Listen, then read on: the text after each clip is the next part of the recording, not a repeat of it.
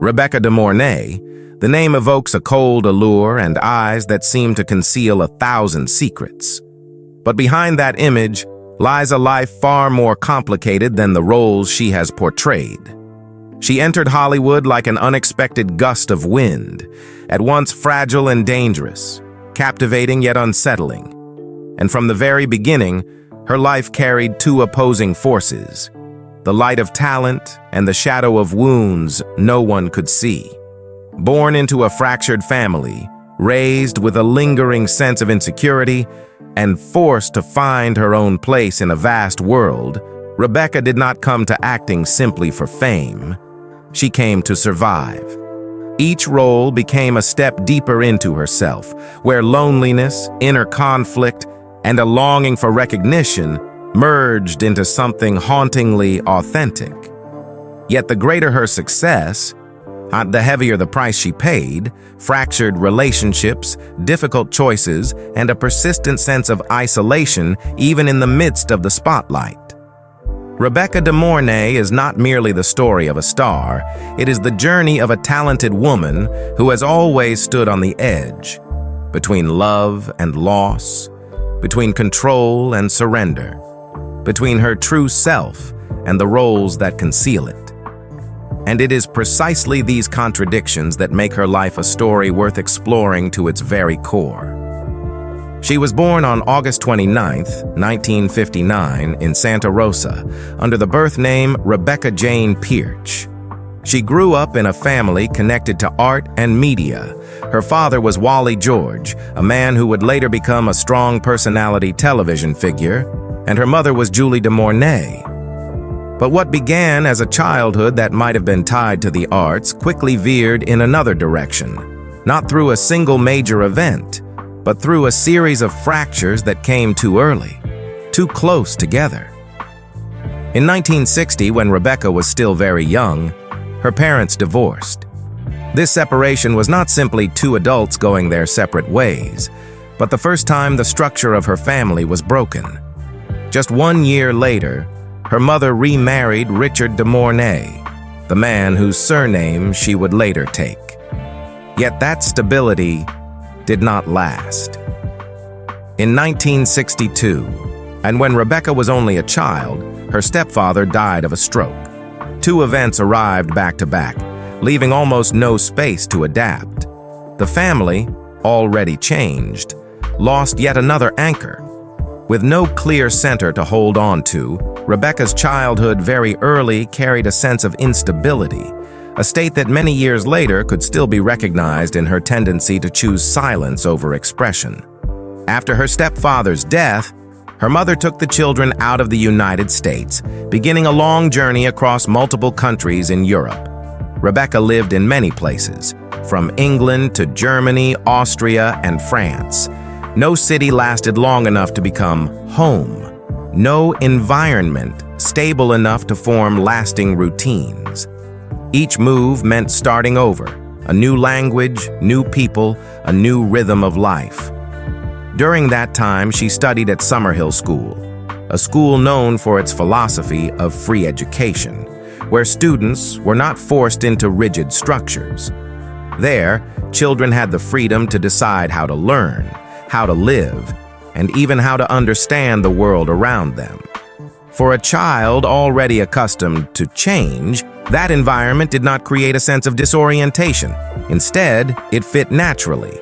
Without fixed frameworks, without a straight path to follow, Rebecca learned to exist in an open space where everything could shift, and where change itself became normal.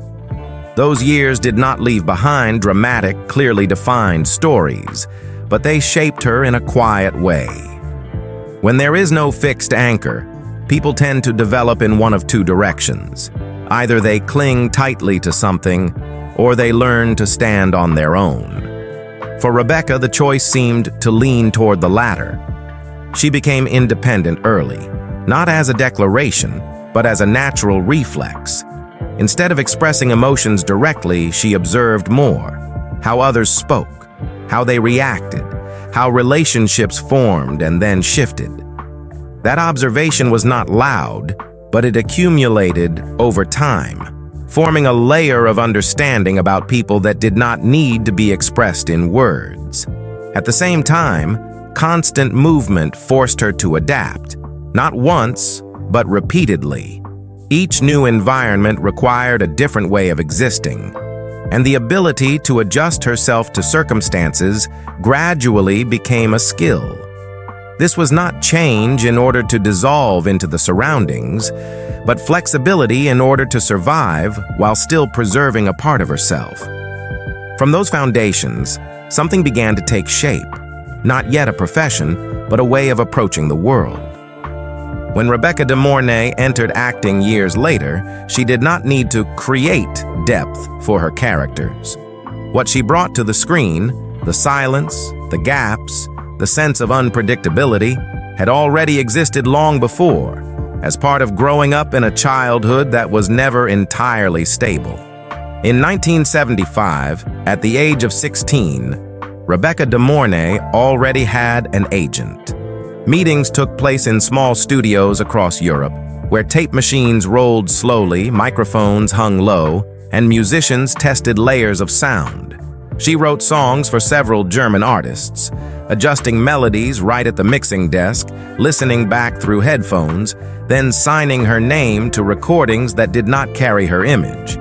At that time, her name appeared in the credits, not alongside a face.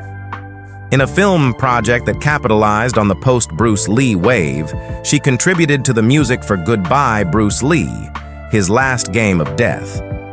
The work followed the rhythm of the studio: record, listen, revise, deliver.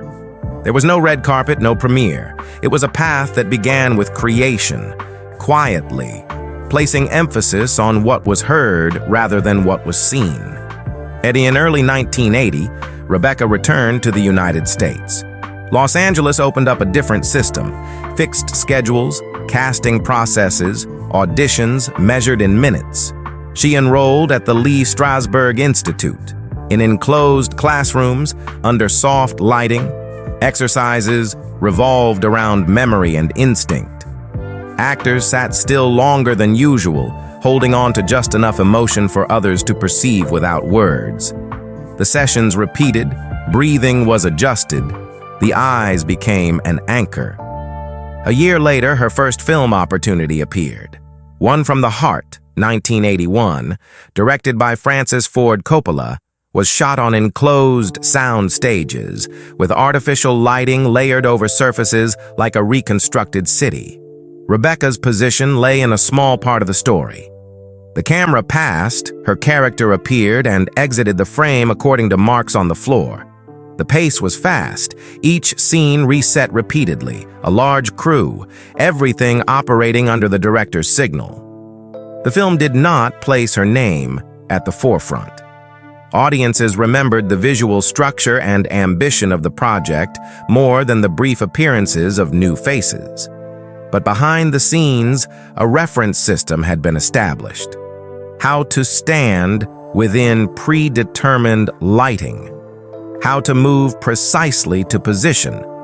The how to maintain energy in a short scene without losing emotional continuity. Outside the set, classes continued. There was no break long enough to create the feeling of having arrived.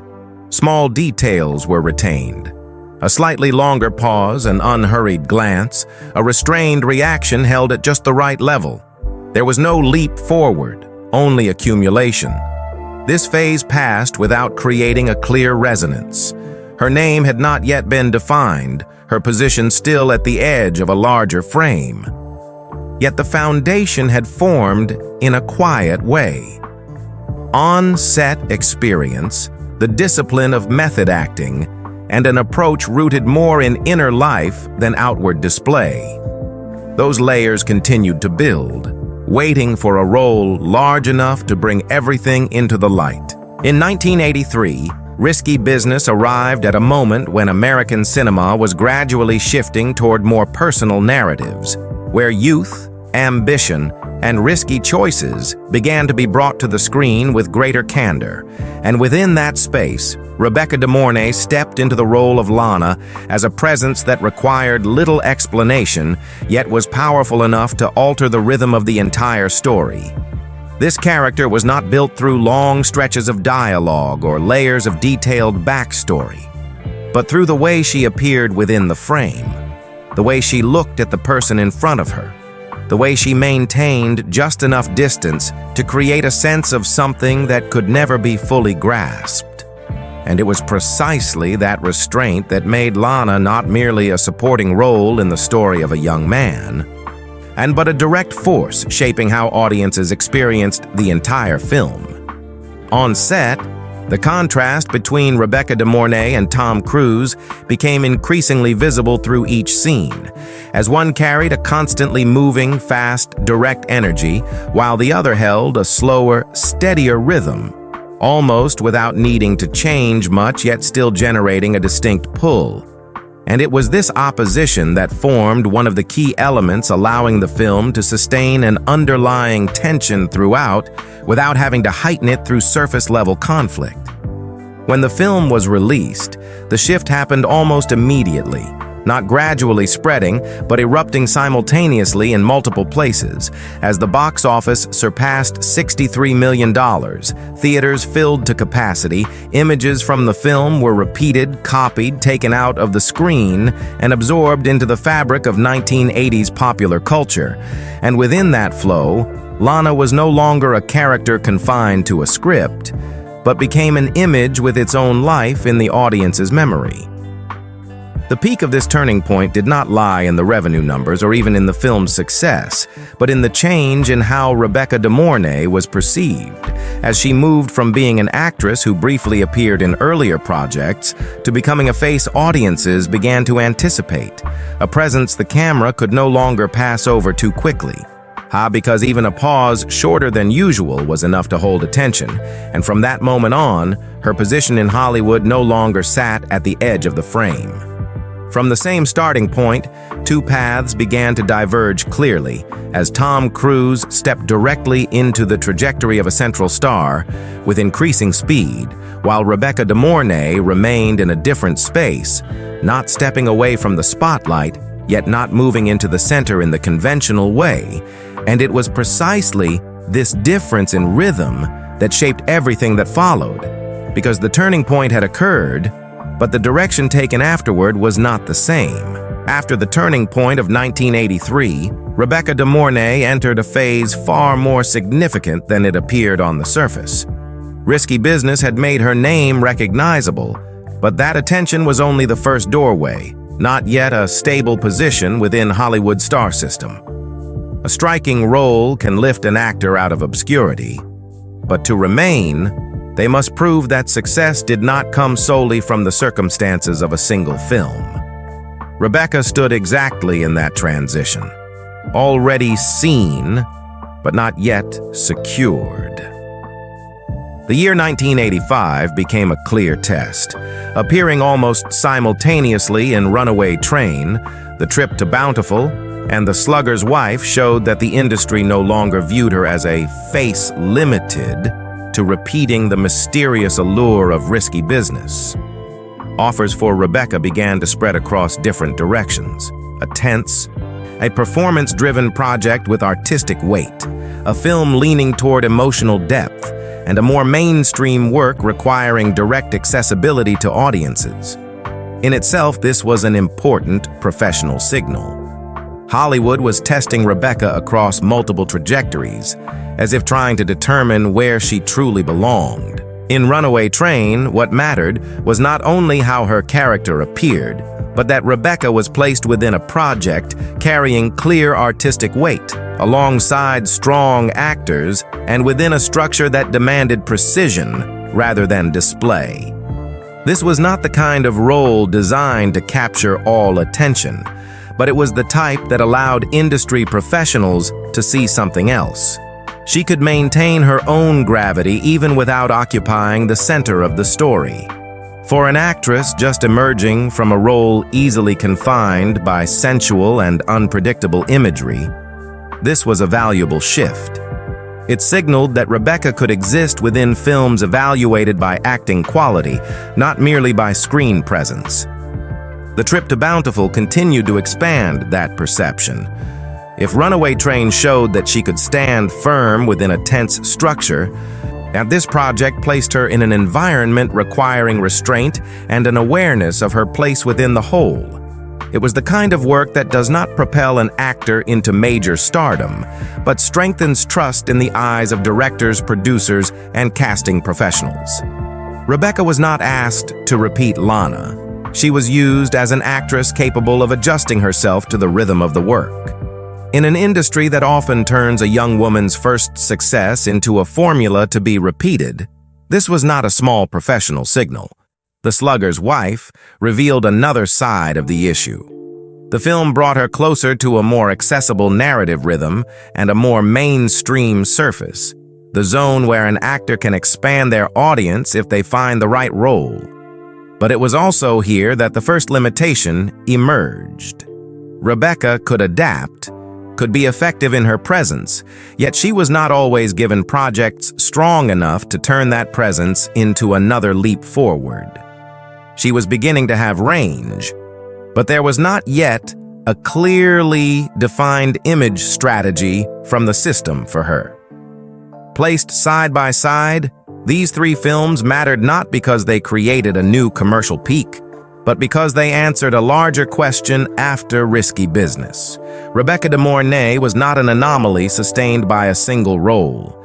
She could enter different kinds of projects, adjust the intensity of her performance, and maintain credibility across very different environments.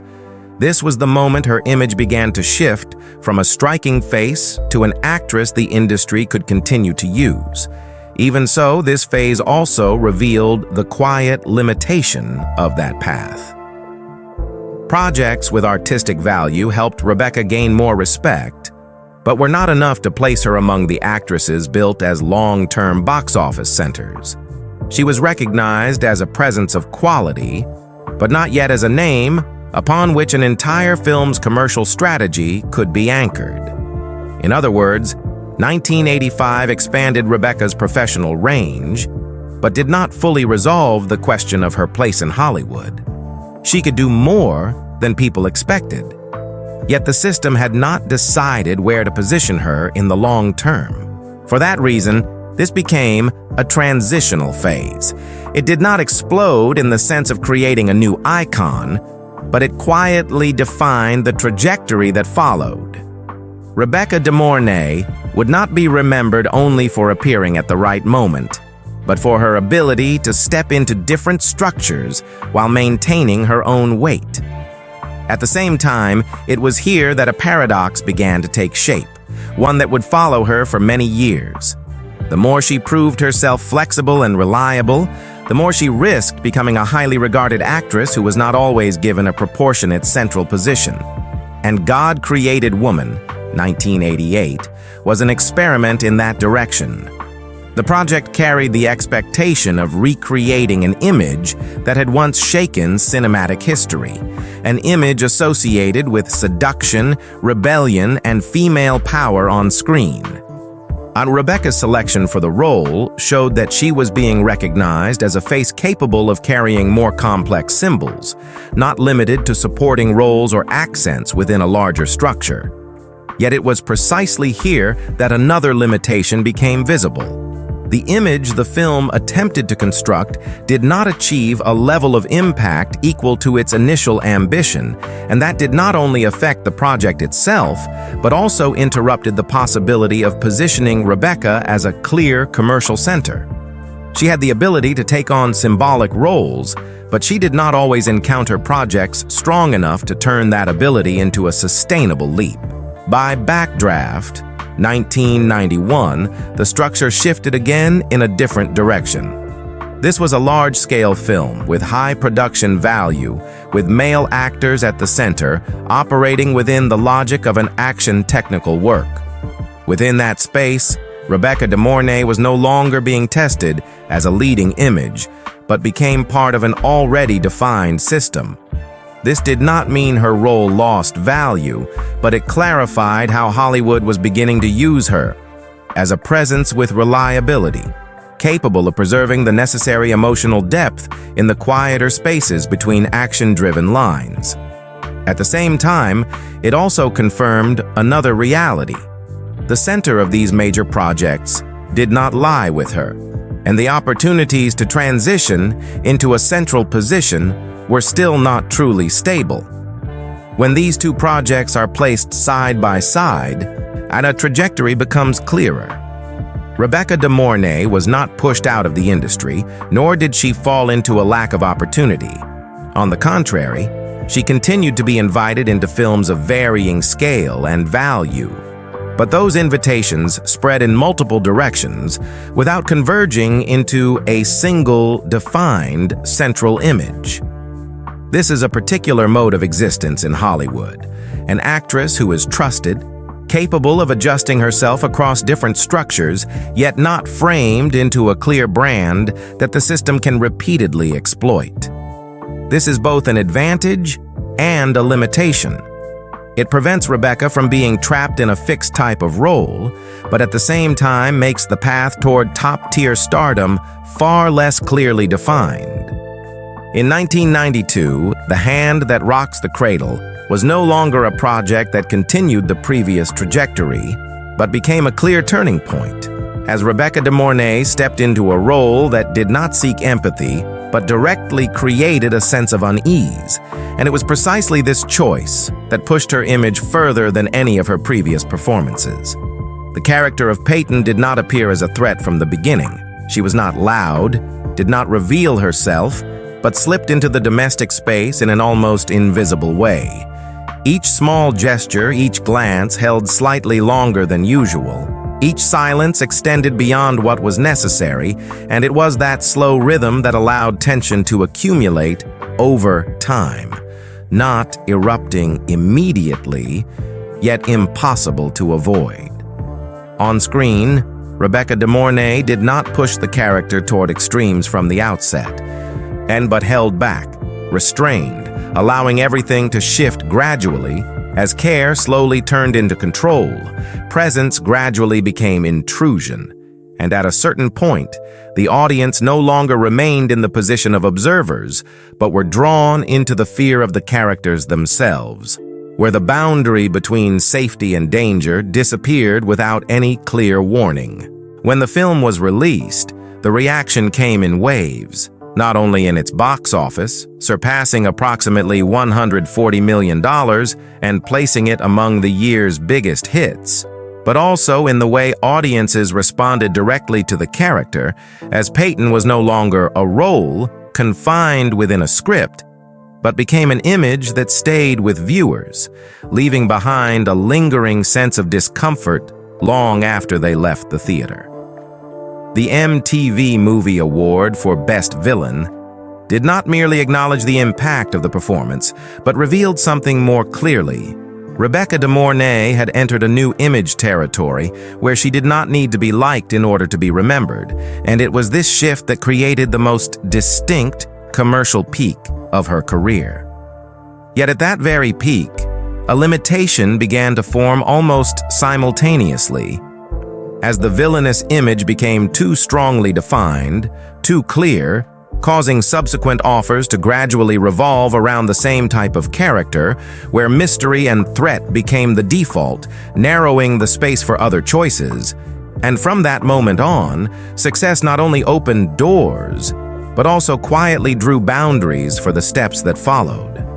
After reaching a clear commercial high point, Rebecca De Mornay's working rhythm did not stop, but continued to move forward, no longer focused on creating another shocking image, but expanding into multiple different spaces where each role required a distinct mode of existence, not entirely repeating what had defined Peyton before. In a historical and adventure setting, she appeared with sharpness and calculation, retaining her familiar coldness but placing it within a broader world, where the character did not dominate the story, but functioned within a multi-layered structure, making her presence a contributing element to the overall rhythm rather than the driving force of the entire narrative.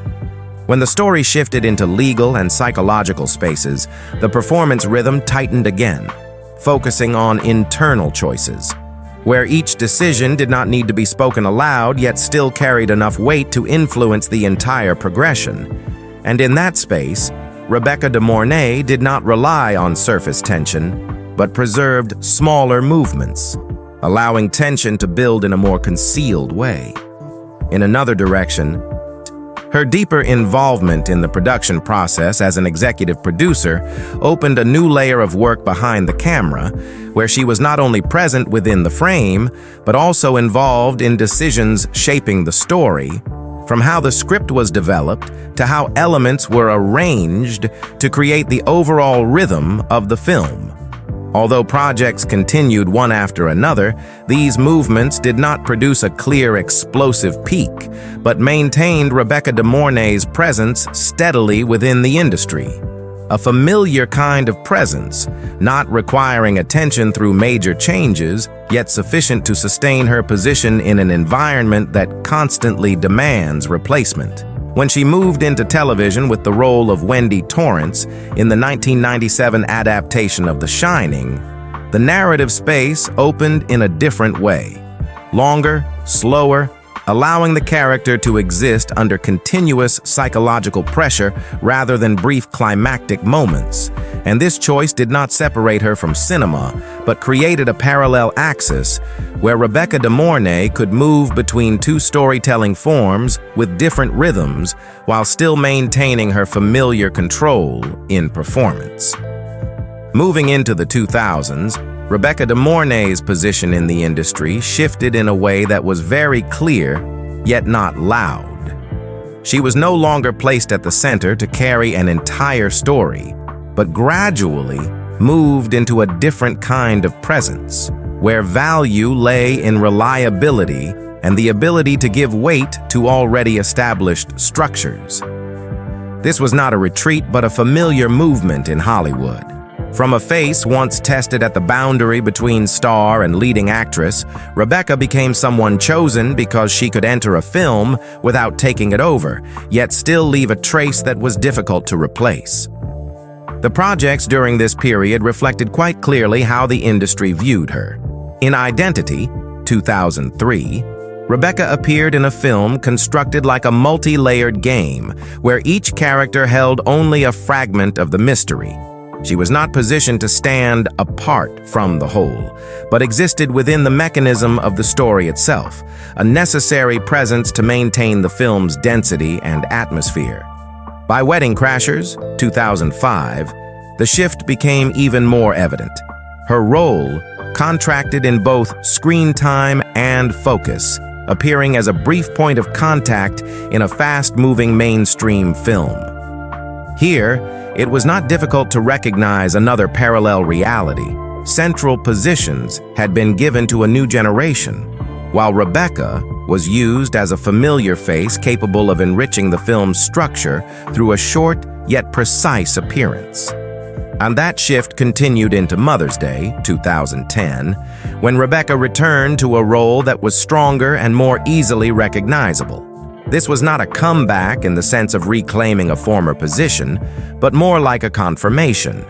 Hollywood still saw in her a very specific quality: the ability to sustain tension, to create pressure without direct expression, allowing a character to carry weight even without occupying much screen time. At this point, Rebecca De Mornay was no longer being tested for what she could become, but was used for what she had already proven so clearly.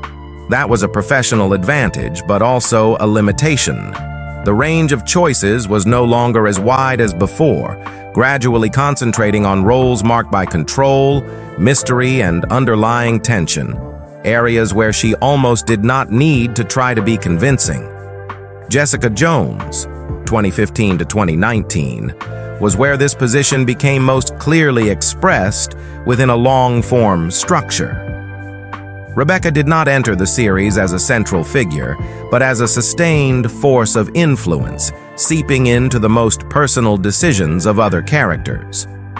Dorothy Walker did not require many scenes or major climaxes, but each appearance left a subtle shift in the psychological state of those around her, and it was precisely that accumulation that created real weight. At this stage, Rebecca was no longer competing through position, but through depth. She did not need to take over the story because the influence of her characters did not lie in the number of scenes, but in the ability to alter the atmosphere whenever she appeared. That was a different kind of professional endurance, not at the center, yet still maintaining a stable weight within the system. Looking from the 2000s to the late 2000s and 10s, what emerges is not fragmentation, but a stabilized trajectory. Rebecca De Mornay was no longer someone being tested, but someone clearly positioned, not at the center, yet always strong enough to subtly shift the rhythm of a film in a quiet and persistent way. Moving into the 2020s, her appearances became more selective, no longer following a continuous rhythm but tied to specific projects. Choices such as St. Clair do not carry the sense of a return, but rather a continuation, a journey still moving forward, only no longer in a hurry. Rebecca De Mornay remains in the industry, but in a different position, no longer at the center of major movements but existing as a point of stability within changing structures, a presence that does not need to be loud, yet remains recognizable and memorable. And those movements on screen do not exist separately from her personal life. For a time, work was bright enough to overshadow everything else, making personal choices appear only as details outside the frame. But when the spotlight no longer shone with the same intensity, that part of her life began to emerge more clearly, not loudly, not through scandal, not through breakdowns exposed to the public. It is simply that when observed long enough, one begins to see that Rebecca De Mornay's emotional life did not follow a straight path towards stability, but instead repeated a pattern almost obsessive in nature. Each time she moved close to a structure that might hold her, that structure opened for a brief period, then closed again, before it could become a lasting home. In the early 1980s, when everything had yet to take shape, she met Harry Dean Stanton on the set of One from the Heart. This was not a relationship pressured by fame, but a bond that emerged in a transitional space of life, where work and emotion were still intertwined. Harry had already gone through many years in the industry and understood the loneliness of cinema, while Rebecca at that time was still at her beginning stages, with nothing truly certain. What remained was not promises, but the feeling of being anchored by someone who understood her. But that feeling did not last long enough to become a stable structure, and it drifted away like many things in her early life. Real, impactful, yet not lasting. Then risky business arrived, and with it came Tom Cruise. This was an entirely different relationship, and no longer unfolding at the edges of the spotlight, but forming right in the middle of a moment when both career and emotion were accelerating. On screen, they created a clear attraction, and off-screen, that closeness continued while the boundary between acting and real life had not yet separated. But it was here that another kind of loss began to appear, not because of a lack of feeling, but because the two paths no longer moved at the same speed. Tom Cruise entered the trajectory of a central star with increasing momentum, while Rebecca moved along a different rhythm, slower and less assured. There are relationships that do not break because of conflict, but simply can no longer coexist as the world around them changes too quickly. What remained after 1985 was not a loud breakup, but a very quiet feeling. Someone who once stood very close, then within just a few years drifted entirely into a trajectory that one could no longer step into alongside them. Her marriage to Bruce Wagner in 1986 carried a different meaning. If Harry had been a brief anchor during a time of uncertainty, if Tom had been a love pulled apart by the velocity of fame, then Bruce was a clearer attempt to step into a structure, a marriage, a form with a name, a life that could be held on to. Here, what mattered was not the 4 years it lasted, but the choice itself. Rebecca had tried to enter stability in the most explicit way an adult can choose. Yet that structure did not hold. There was no grand scene, no public collapse, no door slammed shut. Precisely because of that, it left behind a different kind of sadness, something that seemed to have a clear form, yet even that form was not enough to keep it in place. The appearance of Leonard Cohen afterward opened an entirely different space, where the relationship was not supported by the idea of family or social framework, but by spiritual and creative depth. Rebecca participated in the production of the future, not merely as someone standing beside him, but as part of that world, where connection did not need to be defined by a specific form. Yet this type of connection carried its own kind of sorrow. There are relationships deep enough to change how one sees life, real enough to enter music, close enough to believe they will continue, yet not necessarily destined to become a shared, long-term life. If Bruce represented the failure of form, then Leonard represented the loss of depth, a bond that did not collapse in the conventional sense, but still left a void because it could not become an everyday place to live within. Then Patrick O'Neill appeared, and this time Rebecca's life shifted along a completely different axis. No longer connections revolving around creativity or cinema. This was the first time a bond expanded into a family when 2 daughters were born, and all questions about love no longer centered on whether a relationship would last, but shifted towards something more practical: how to create stability for those who come after you. What made this period deeper than the previous ones was not only that Rebecca became a mother, but the emotional layer beneath that role. A person who grew up amid divorce, death, and constant movement eventually had to become the center for her own children. This was not merely a change in responsibility, but an internal reversal. From someone who always had to adapt to the fragile structures of others, she became the one who had to keep a structure from collapsing in front of children who depended on her. Perhaps it was here that loneliness became deeper than in any previous relationship, not the loneliness of being left behind, but the loneliness of someone who understood too well what it meant to lack an anchor, and therefore had to become the anchor herself. With Patrick O'Neill, Rebecca had a family, had children. I had years measured by the very specific repetitions of everyday life. Yet even here, what she had did not fully enter a traditional form of stability.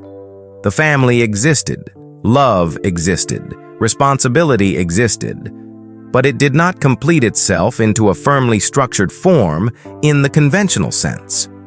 And it is precisely this paradox that makes her personal life feel more sorrowful in retrospect. She was not someone incapable of loving, not someone unable to form bonds, but on the contrary, someone who consistently entered connections that were very deep and very real. It is just that, time and again, what she reached seemed always to be a version that never fully stayed.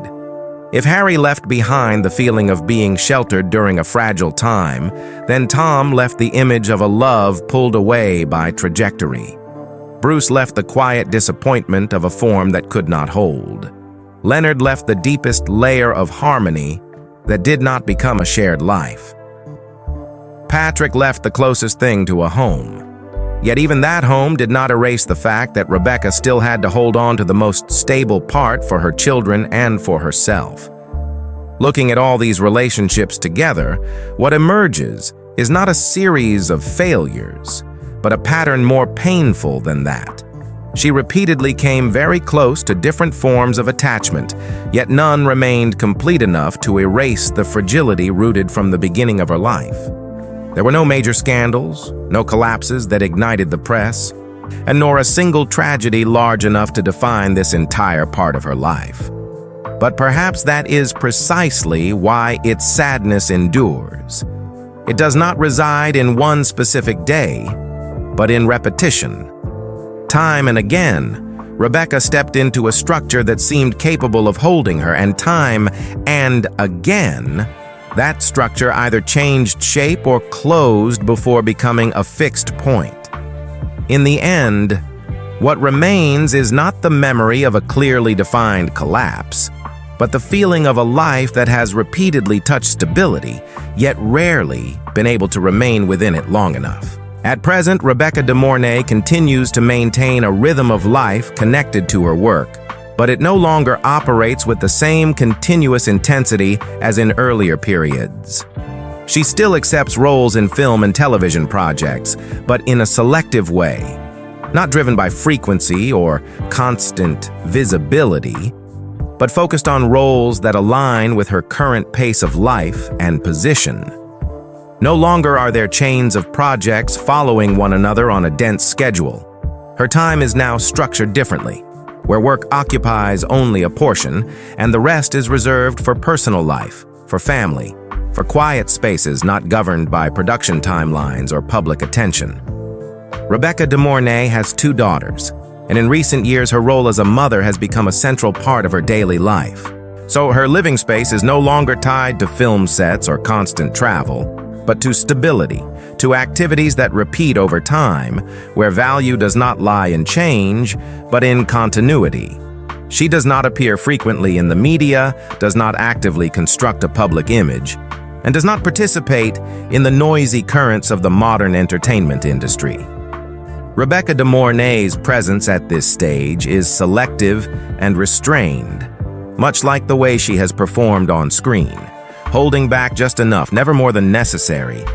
When placing the entirety of Rebecca De Mornay's journey side by side, what remains is not found in the number of roles or countable milestones, but in a particular kind of presence, a type of character that does not need to occupy the center, yet is enough to shift the atmosphere of a scene. She does not build her image through the repetition of a fixed formula, but through the ability to maintain just enough distance where the character always retains a part that is never fully explained, compelling the audience to complete what is missing themselves.